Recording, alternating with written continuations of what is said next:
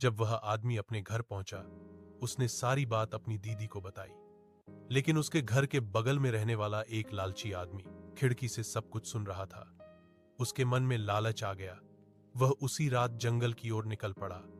जंगल में रुकते ही उसे भी वही चमकते जुगनू दिखाई दिए।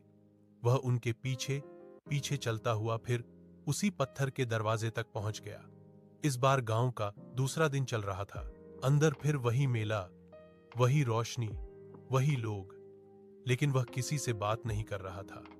वह सिर्फ सोना ढूंढ रहा था। उसे एक घर में बहुत सारा सोना दिखा।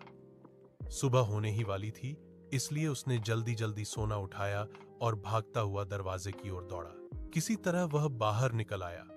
जैसे ही वह बाहर पहुंचा, सुबह हो गई और पत्थर का दरवाजा गायब हो गया। उसके हाथ में जो सोना था वह सचमुच का सोना ही था। वह खुशी खुशी घर पहुंचा और अपनी पत्नी को सब बताया। उसकी पत्नी बोली, इतने से सोने से क्या होगा, अभी एक दिन और बाकी है। चलो फिर चलते हैं, इस बार बहुत सारा सोना लाएंगे। लालच ने उनकी आंखें बंद कर दी और वे दोनों अगली रात फिर उसी जंगल की ओर निकल पड़े। अब तीसरा और आखिरी दिन शुरू होने वाला था। आगे क्या होगा? क्या वे वापस लौट पाएंगे या हमेशा के लिए उसी रहस्यमयी गांव में फंस जाएंगे? ऐसी कहानी सुनने के लिए follow, like, subscribe the story night.